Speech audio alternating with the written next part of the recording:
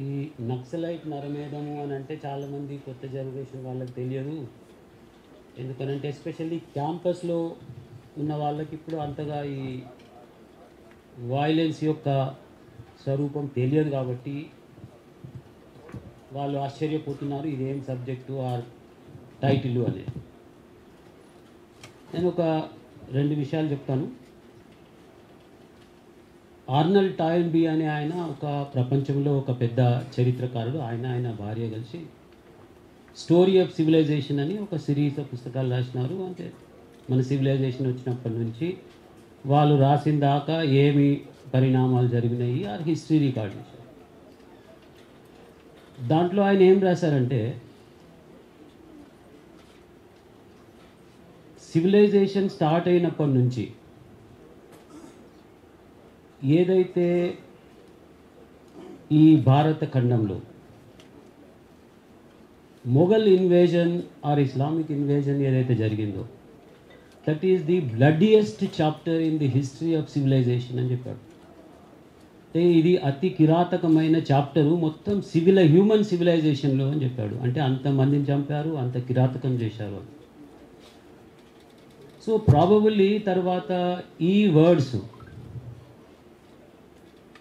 ఈ left governments కానివ్వండి ప్రపంచంలో ఆర్ లెఫ్ట్ ఆర్గనైజేషన్స్ కావచ్చు, ఏవైతే వైలెన్స్ చేశారో ఆ వైలెన్స్లో ఎంతమంది అయితే చనిపోయారో probably that is the second bloodiest chapter in human civilisation.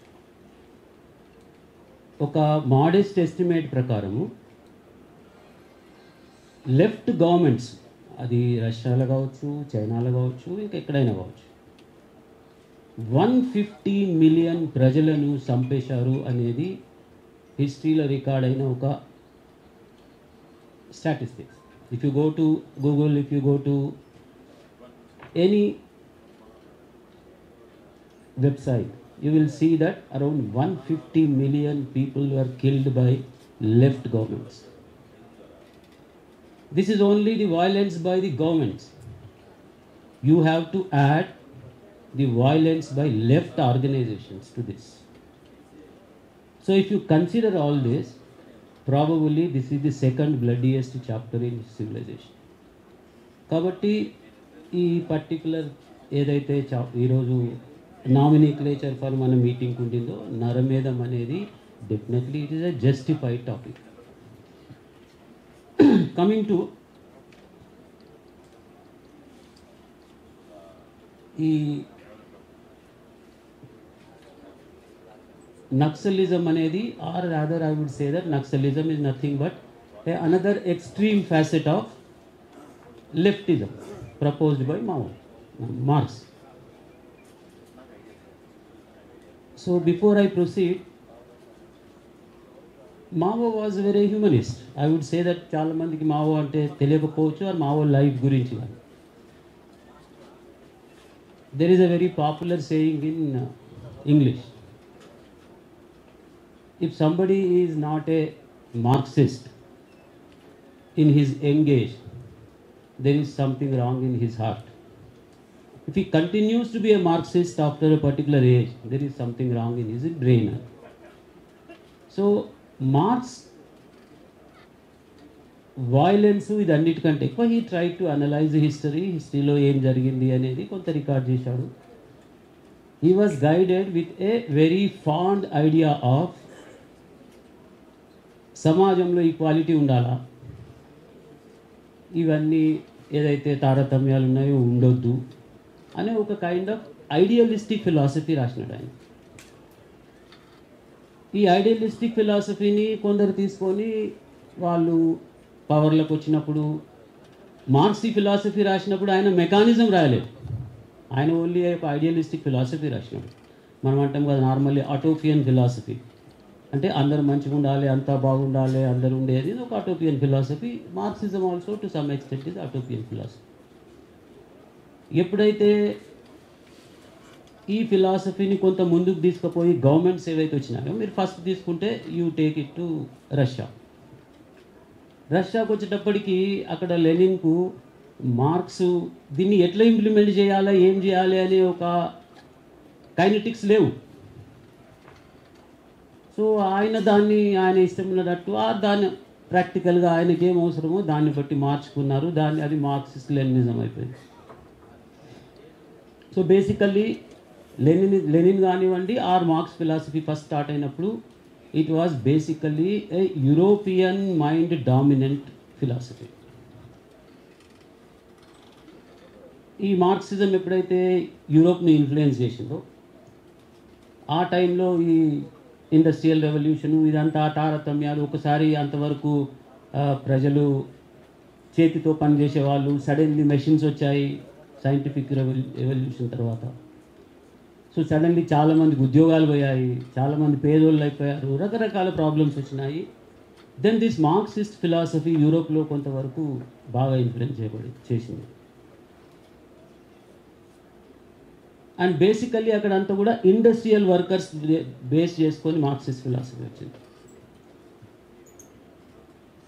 And Marxist philosophy ఎంతవైతే యూరోప్లో ప్రాక్టీస్ చేశారో అంతవరకు అక్కడ వాయిలెన్సు, ఈ చంపడాలు ఇవన్నీ లేదు. They were basically Marxist influenced socialist. They wanted to participate in the system. They want to change the system from inside. Then రష్యాకు వచ్చింది. రష్యాకు వచ్చేటప్పటికి కొంత agrarian society, then industrial society. ఆయనకు అనుగుణంగా మార్చుకున్నాడు. అది మార్క్సిజం లెనినిజం అయిపోయింది. దెన్ చైనాకు వచ్చేటప్పటికి టోటల్లీ అగ్రేరియన్ సొసైటీ.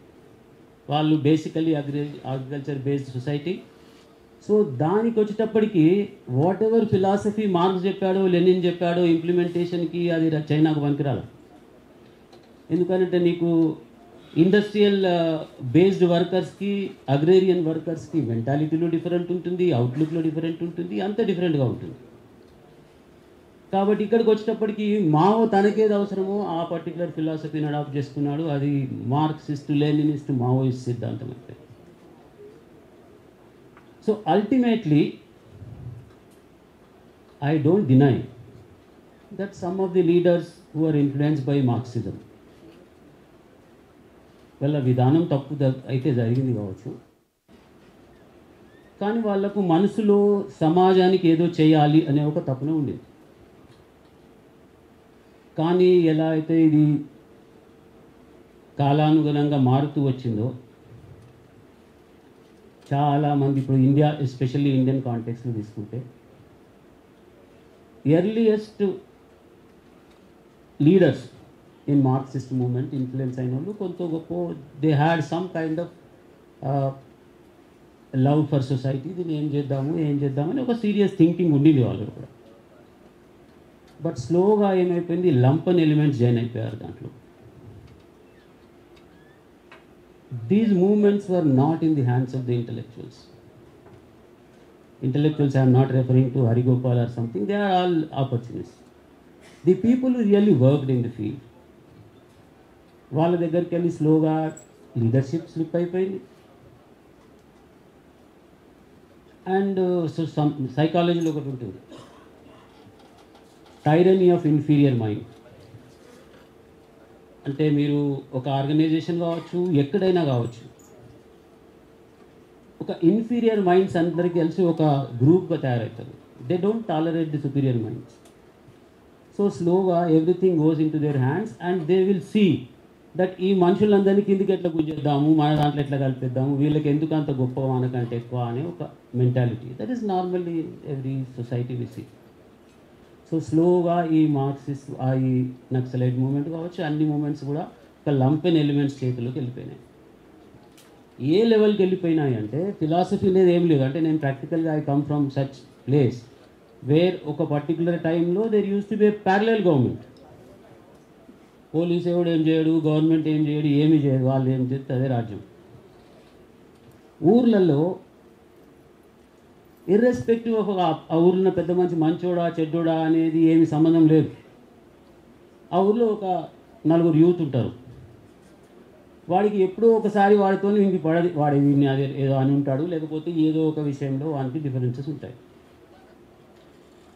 సో ఈ ఫస్ట్ టార్గెట్ ఏంటిది అంటే ఆ ఊరిలో ఆ పెద్దోడు వీడికి వానికి పడదు కాబట్టి.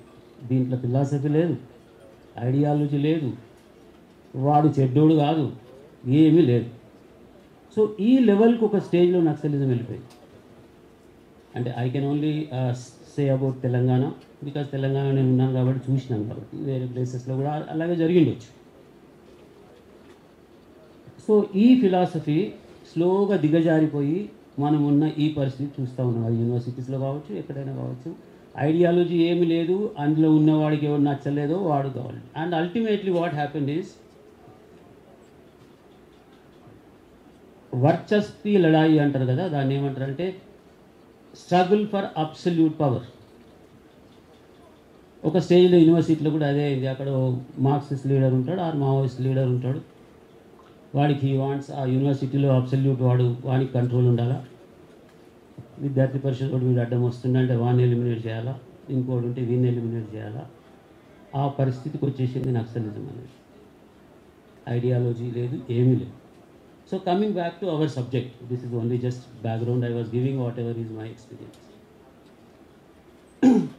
హ్యూమన్ సొసైటీస్ అన్ని ప్రపంచంలో ఈ బార్బారిక్ స్టేట్ నుంచి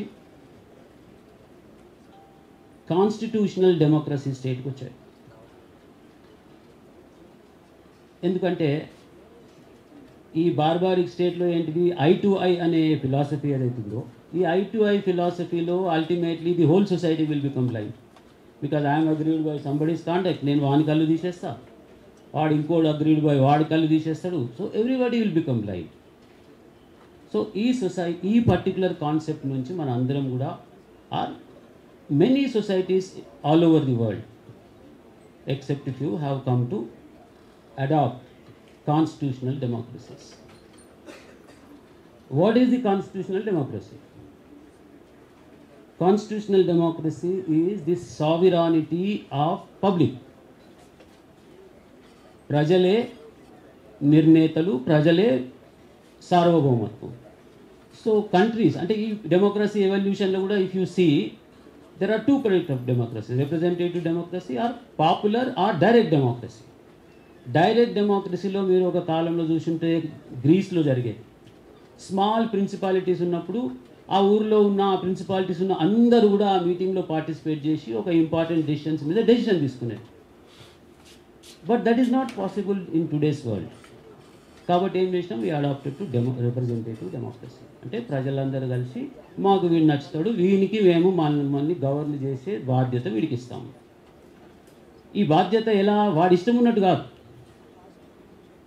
his mandate is the limitation of the constitution. కాన్స్టిట్యూషన్లో ఏదైతే రాయబడి ఉన్నదో దాని ప్రకారమే నువ్వు మమ్మల్ని రూల్ చేస్తావు. ఈ కాన్స్టిట్యూషన్ అనేది ఏంటి మళ్ళీ, it is nothing but the will of the people. అంటే ప్రజల యొక్క ఒక విల్. కాలానుకూలంగా మారిస్తే మారవచ్చు, సందర్భాన్ని బట్టి అవసరాన్ని బట్టి మారుతుండొచ్చు. బట్ ఏదైతే మెజారిటీ పీపుల్ విల్ ఏదైతే ఉందో ఇది ఈ సొసైటీని రూల్ చేస్తుంది. ఈ రూల్ చేస్తాడు, వీని చేతిలో ఇది మేము ఈ డ్యూటీ పెడుతున్నాము అనేది ఒక అడాప్షన్ చేసుకున్నాము. For what?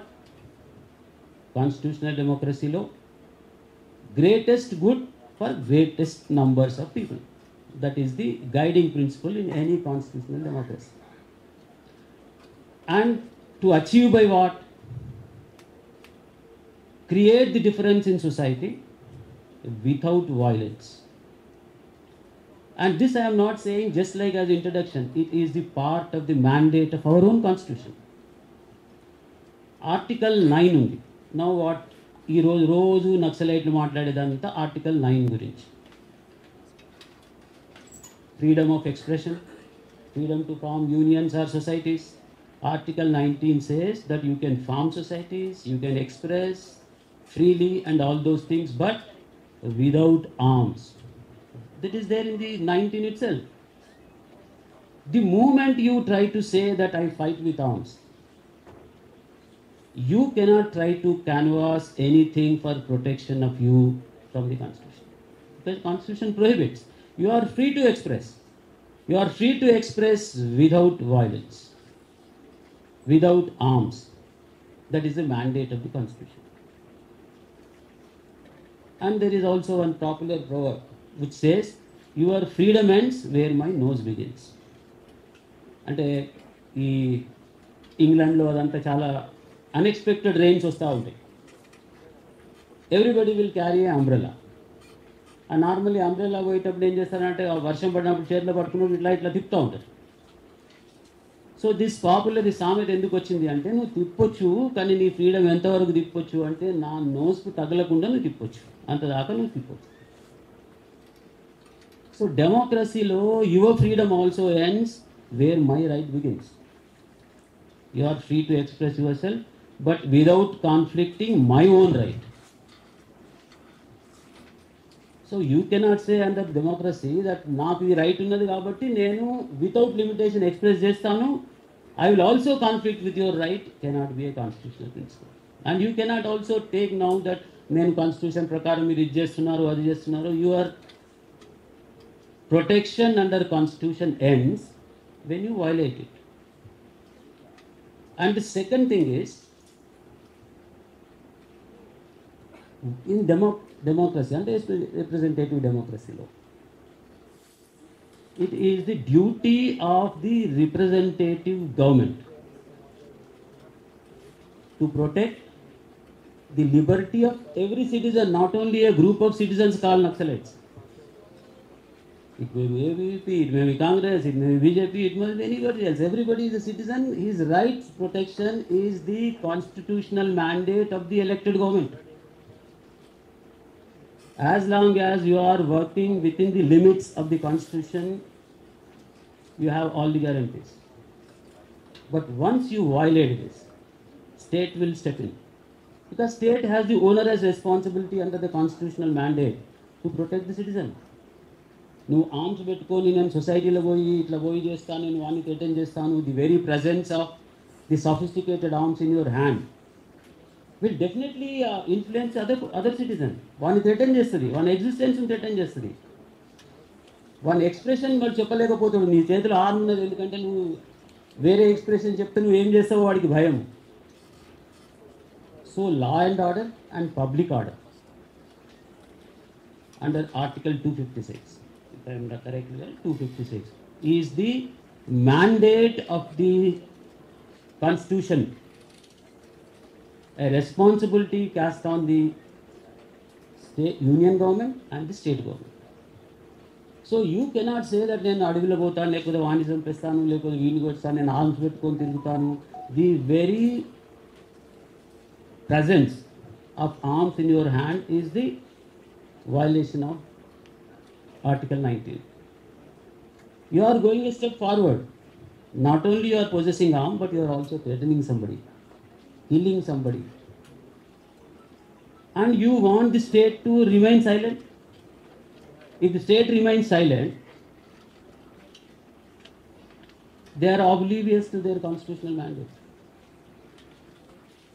256 says that it is the duty of the state to maintain public order and law and order. And your conflict with state. Now there is a fundamental right for everyone in the democracies and also in our law enacted by the parliament. That is, everybody has the right of self-protection. You are carrying arms, trying to threaten people. The police people who have the duty to protect the society, they go there, they try to sanitize you, then you open fire. And police also, apart from being police, are individuals who have a right to protect themselves. And every time one strange argument comes, encounter అయిపోగానే police వాళ్ళకి ఎందుకు ఏం జరగలేదు, వాళ్ళు ఎందుకు చచ్చిపోయారు. What do you expect? Right to self-defense need not be exercised after somebody physically attacks you or physically harms you. The mere apprehension that there is a possibility of an assault in which you may lose your life is enough for you to give the right to protection. So the very presence of the group of people with arms gives rise to a right of protection, self-protection to the police also. And police ఎప్పుడు ఎక్కువ సార్లు ఎందుకు ఆ injure కాలేదు అని అంటే two factors. One is state has a better infrastructure.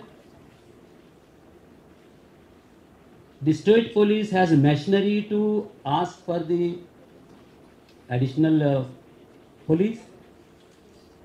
They have sophisticated weapons, intelligence, everything. So obviously, a fight between two unequals would result definitely to advantage of a person who is in a better position. Then you cannot complain that నా దగ్గర జరగలేదు, నేను చనిపోయినాను కానీ వాడేవాడు చనిపోలేదు అనేది. It's no argument at all. So state has a fundamental right to protect people and to keep law and order and public order. Therefore, encounter అయిన ప్రతిసారి విక్టిమ్హుడ్ ప్లే చేసి, అంటే మేము మాత్రమే చనిపోయినాడు పోలీసు వాళ్ళు. There are instances where police also died or police also injured. That's a different matter. Many times there may not be any kind of injuries on police party. That does not mean that the encounter is false or encounter is stage managed and all those things. Now, coming to this kind of, if you see the history of Naxalism in India, 67 ప్రాంతంలో చారు మజుందార్ తర్వాత నక్సలిజము కొంచెం ఎక్కువగా ఇండియాలో propagate అయింది. And the declaration of the Charu Majumdar is that we don't believe in this government, we don't believe in this parliament, we don't believe in this constitution. These are the words which are spoken by Charu Mazumdar and carried forward by many of the Naxalite splinter elements కావచ్చు, ఎన్నో groups వచ్చినాయి, అందరూ కూడా same philosophy చేశారు. You have no right to complain about the violation of the constitutional right when you don't believe anything in the constitution or parliamentary law or parliament itself. And every exchange of fire, this is mostly complaint చేసేదంతా Naxalites అంతా exchange of fire గురించి. Every exchange of fire is the result of exercise of the statutory right of the executive government.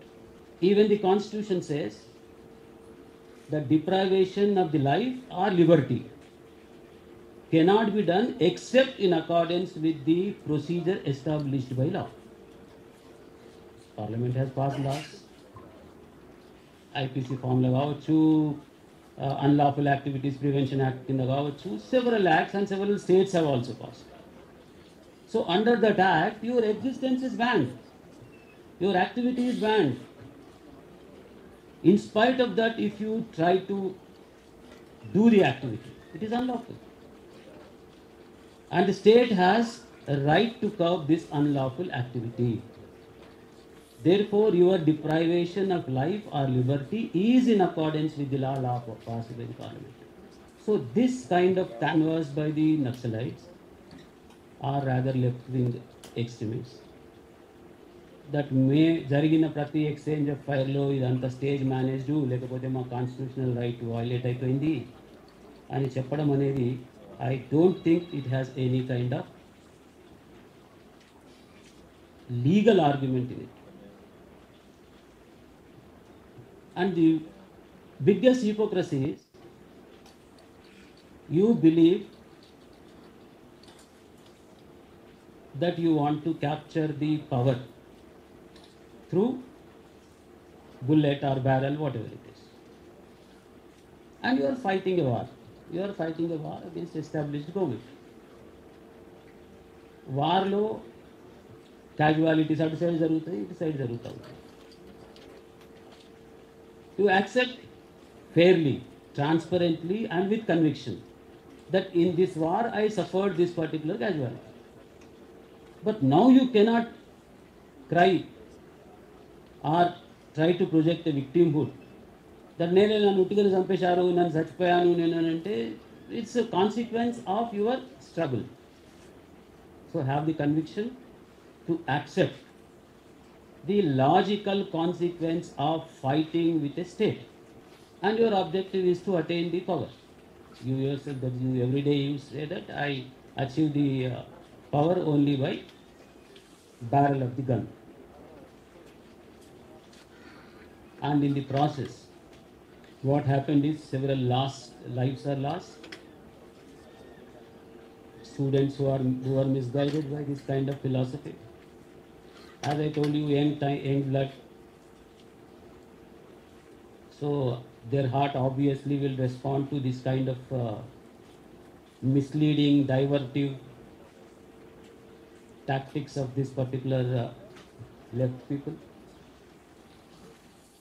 Valuable lives are lost and unnecessary violence and the resultant unrest in the society. Instead of whatever efforts you have done, had you gone into public and try to educate them, educate with your philosophy. See, earlier to this Naxalite movement, several left organizations have become political parties and participated in the electoral systems. They try to some extent bring the changes also. And what is the normal justification for this left-wing extremists are?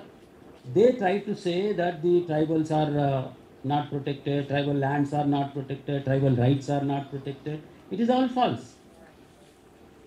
The Constitution has taken extreme care of all these aspects in all the articles. Constitution has said that there will be autonomous zones taking care of the welfare of the tribals. There is the article. In every aspect, downtrodden people's interests were taken care by the Constitution of India in its articles extensively. Whether it is tribal zones or protection of tribal properties or the notified areas or what is called scheduled areas, all those things are there in the Constitution. There may be some kind of discrepancy in the implementation of this constitutional mandate. Obviously, the law or any kind of statutory things are to be implemented by individuals in the society. Law is not it is an inanimate subject which is to be given life by the people who implement it. The people who implement it are honest. Every system will work. And here diverting 1 minute from the topic. This is what is visualized by the founder of RSS. He thought that we may bring any system. It is bound to fail unless the individual who is implementing is honest, then the system will work. That is why the RSS always, in itself or through its other organizations, has tried to emphasize that individual construction is its main objective. So once individual is constructed with honesty, character and all those things, every system will work perfectly in any society. That these leftist organizations who try to say that our constitutional rights are violated and all those things, they forget that there is a chapter in the Constitution what is called the directive principles of state policy, which clearly spells out how the state will function. And another new chapter is added by way of 51A in the Constitution. That is fundamental duties of the citizens. The first line of the fundamental duties of the citizen is that every citizen will abide by the Constitution and the law made under the Constitution by the Parliament. This is the first fundamental duty line itself. So when you are not complying with what is the constitutional mandate which enjoins every citizen to comply, what kind of right you have to say that the constitutional mandate is violated as far as you? So this kind of crying wolf by the left organizations is farce. And the Constitution can protect provided you subscribe to the constitutional mandate or you work within the constitutional frame. If you go beyond constitutional frame, it is the duty of the state which will step in to protect the society and the citizens in terms of what is the mandate under the Constitution. So I think, as far as I am concerned on this subject, the left-wing extremists and their functioning is outside the Constitution and outside the law which is enacted by the Parliament in terms of the Constitution. Therefore, the state has every right to curb it.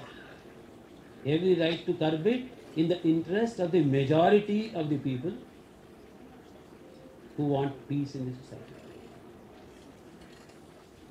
I will also, once again, before ending, quote one good words of Arnold Toynbee. He is one of the famous historians, as I said in the beginning. The sum and substance of his saying is,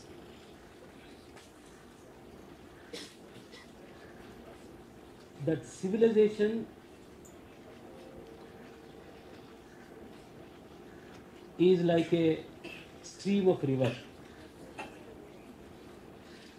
This stream of river is muddied by people, by violence, by doing all these things. They murky it by the blood of the human beings. Unmindful of all these things,